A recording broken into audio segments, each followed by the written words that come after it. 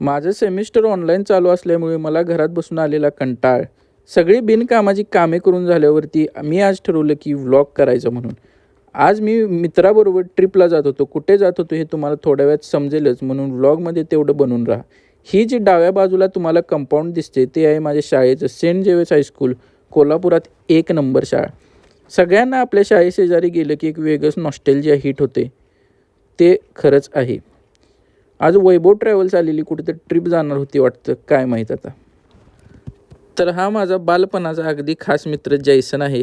आज आम्ही ठरवलं होतं की कोकणात ट्रिपला जायचं. जैसन जापानमध्ये शेफचं काम करतो आहे, तर त्याचं बोर्डिंग पुढच्या महिन्यात होतं. तर जैसन म्हणाला की कुठेतरी आपण शॉर्ट ट्रिपला जायला लागते, म्हणून आम्ही प्लॅन केला होता कोकणाचा. त्यानंतर पुढं आल्यावर भोगावतीत आम्ही नाश्ता करायला वडापाव खायसाठी थांबलो होतो. हे वडापाव खाल्ल्यानंतर सगळं घाटात मळमळायला लागलं, म्हणून इथं तेवढं काय वडापाव खाऊ नका.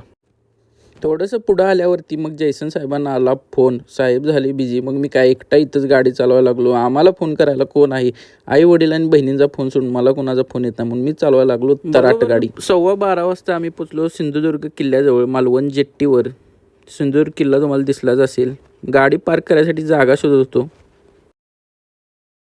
गाडी पार्क करायच्या आधी मामा स्माईल घेऊन आले, 100 रुपये पावती करा.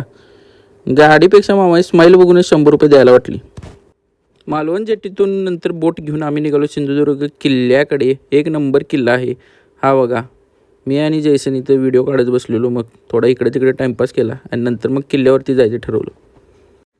त्याला तोपर्यंत म्हणालो किल्ल्यावरती पाय जरा जपून टाक, घसरला की डायरेक्ट शिप्प्यारला ॲडमिट करायला लागेल, इकडे तिकडे काय थांबायला लागणार नाही. मग हसायला लागला. किल्ल्यावरून परत येताना मामा काय इथं स्टाईलमध्येच उभारलेले. मामा जर त्यावेळेस टायटॅनिकवर असते तर मला आज वाटत नाही की दिशा दाखवायला काही चूक झाली असती. दुपारी तोपर्यंत आम्हाला लागलेली जोरात भूक, म्हणून आम्ही एक चांगलं हॉटेल बघून आलो. मी आहे शुद्ध शाकाहारी म्हणून मी घरगुती वाटाण्याची भाजी आणि चपाती आणि भात मागितलेलं नंतर, आणि जैसननं मागितलेली सुरमई थाळी. 1 नंबर जेवण होतं. पण नंतर मग आम्ही मालवण रॉक गार्डनमध्ये आलेलो सनसेट बघायला. मग थोडं गार्डनमध्ये बसून टाईमपास करत होतो.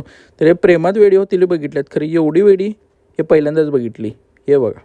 नंतर सनसेट बघायला आम्ही एक चांगला पॉईंट निवडला आणि 1 नंबर व्ह्यू होता तिथून. तुम्हाला पण दाखवतो थांबा. हा बघा, 1 नंबर वाईब येत होती इथं बसून.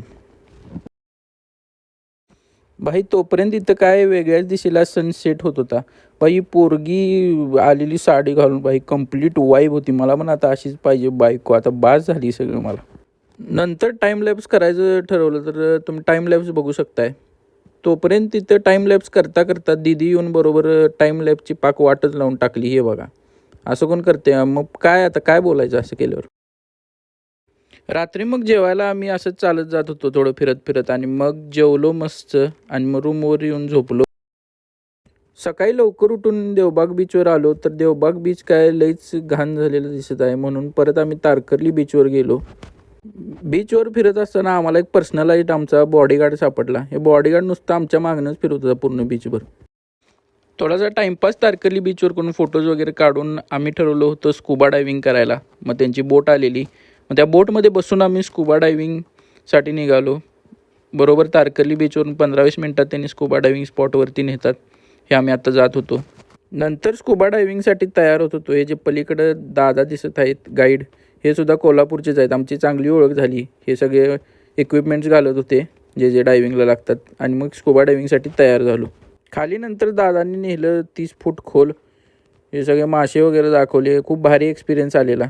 आपण काय सगळ्या वेगवेगळ्या पोज मारून मस्तपैकी व्हिडिओ काढून घेतला त्यांच्याकडून. खूप मजा आली. डायव्हिंग करून वर आल्यावरती माझ्या डोक्यात तीव्र इच्छा आली सुळक्या मारायची. मग मी तयार झालो सुळक्या मारायला. तिथले सुपरवायझर दंगा करायला लागलं, पाणी खोल आहे, जोरात आहे, जाऊ नका. पण माझ्या पप्पांनी पण मला कधी एवढे रिस्ट्रिक्शन घातले नव्हते जेवढे हा घालायला लागला. मग मी ऐकतोय. मग मी गेलो. हे बघा आतमध्ये एकदम मस्त, काय वेगळीच वाईब. स्कुबा डायव्हिंगपेक्षा जादा मज्जा तर मला सुळक्या मारून आत मासे बघायला चालली. तुम्हाला पण चांगलं स्विमिंग येत असेल तर तुम्ही पण हे करू शकता. खूप मज्जा येते. ती पनीर आणि 2 किलो सोड्याची नान आणि रोटी खाऊन मला आलेला कंटाळ घशाखाली जात नाही, म्हणून मी आता घरगुती जेवण प्रिफर करतो.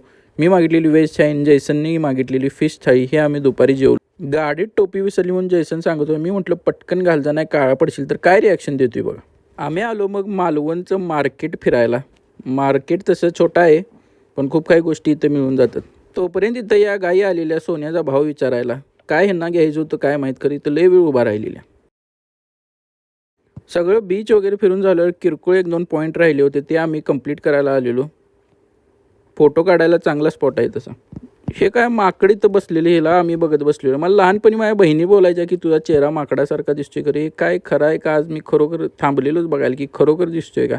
तर मला तर काही तसा दिसून आला नाही, पण आता काय त्यांनाच माहिती आहे असं का मला म्हणतात. सगळं फिरून झाल्यावरती मग कोल्हापूरच्या दिशेने परत यायला निघालो. तुमच्याकडे जर CNG प्लस पेट्रोल गाडी नसेल तर नक्की विचार करा. CNGनं खूप फरक पडतो. मी ही पूर्ण ट्रिप माझी 1400च्या CNGवरती चालवलेली आहे. एकदा पण पेट्रोलला स्विच नाही केलं. एकदा तरी विचार कराच. नंतर काय साहेब जाणार म्हणून मॅडमनी मला इथं 15 मिनटं डांबूनच ठेवलेलं. ज्यांच्या मतांनी तुम्ही नेते होताय त्यांनाच भाई असं डांबून ठेवताय कोपऱ्यात, मग आता काय बोलायचं. पुढं आल्यावरती कोल्हापूर साईडला तोपर्यंत एक जैसन मला पुष्पाचा ट्रक इकडं काय करायला आहे. मग काय नाही इकडं कसं काय आला आहे. थोडा वेळ मग राधानगरी डॅमवर आणि तलावावर टाईमपास करून आम्ही आलो डायरेक्ट कोल्हापुरात.